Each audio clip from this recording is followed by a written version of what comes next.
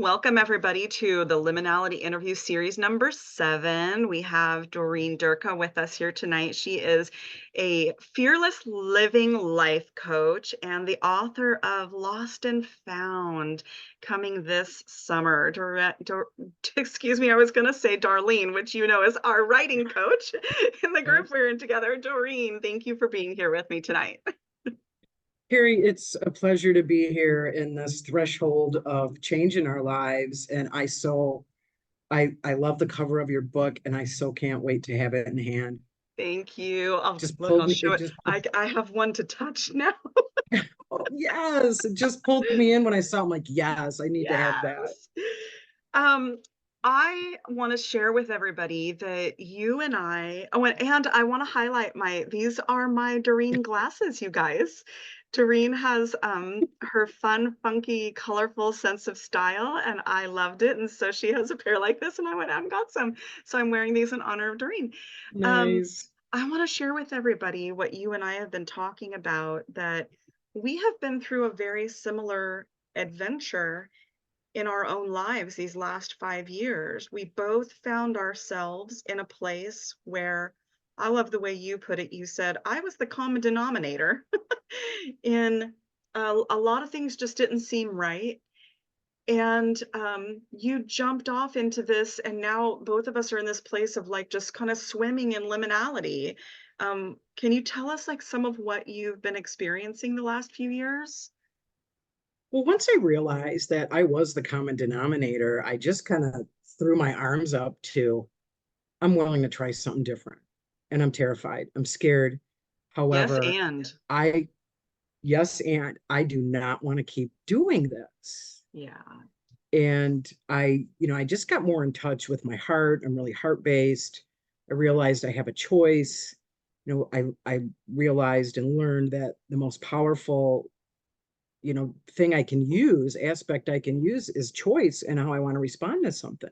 Yep. And I used to be so nervous. I would just blurt out stuff because I Yeah. was nervous. And I just got really willing. And I learned about the power of compassion, and that we really don't know what anybody else is going through, including ourselves, because it changes from second and moment to moment. Yeah, I love hearing you talk about getting curious and choice. Those are like two of the huge things I talk about in my book, because that was my experience too. Like, that's immediately where I went. Like, okay, I'm open. Let's get curious. And you and I both also are really big on self-compassion. So what are some mindset shifts or any tools that you could share? Like, how does that work for you? What does self-compassion look like for you? I love that question. That is so good because, and the timing of it is even better. Because in the last 3 days, I started walking around my house saying, I'm doing it. I'm doing better than I think I am. I am doing it. Even if it feels like the action isn't there, I know it starts with a thought. And Mhm. then my goal is to take that inspired action that's Yeah, actually, you know, that can help everybody. yeah, We have to tune in though. So rather than, being harsh with myself and you didn't do anything today.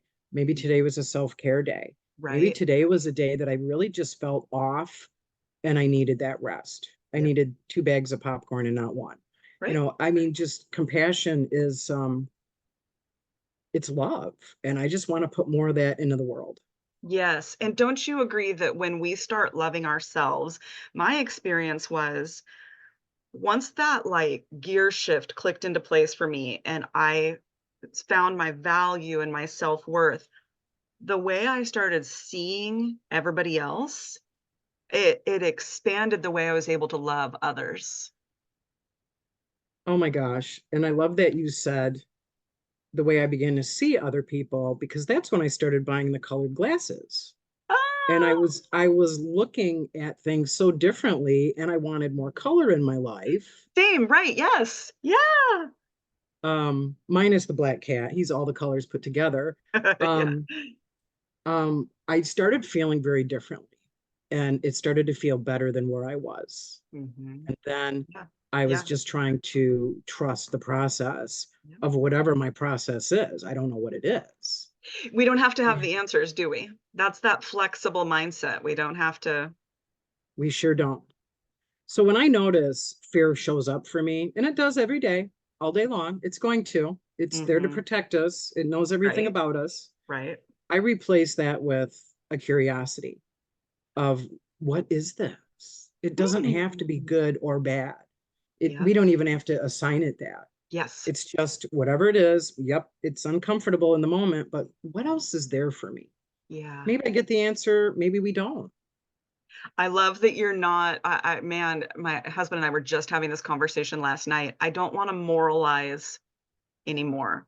I had a good day, I had a bad day. I'm feeling this way and that's good or that's bad, and it just is. It's just information. Information. Couldn't agree more with that. Yeah. Now, I'm curious too, because you and I are in one of the same communities together, where else have you added community into your life? Is that something that you find helps you, that you seek out?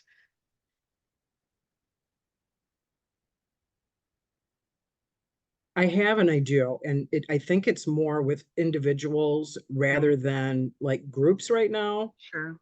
And maybe I'm missing something. Maybe I'm not aware of something. It's definitely something to be curious about, right? Right? Um, I think I do really well one on one with people, yet I really feel inclined to speak in front of people. Yeah. And, I think that's kind of answering your question. Yeah, and Um, I'm glad what I hear you saying, and I kind of in my mind, I use the word community and connection, um, equally. And so you might hear connection a little bit better because that is maybe a one-on-one or a small group kind of thing. But just relating and connecting to other people on our journey. connection was part of the journey with Yeah. the compassion Oops, we might have some because freezing internets here. Can you back up and say that again, Doreen? I think we're maybe having there you are. You froze just a little bit. okay. So can we go I back remember up? Go ahead. yeah, I remember a time where I just didn't want to be around people because I think I just didn't I wasn't in like, a good headspace, and I just wanted to take off into the wilderness by myself Mhm. with, books and, seed and whatever to just survive.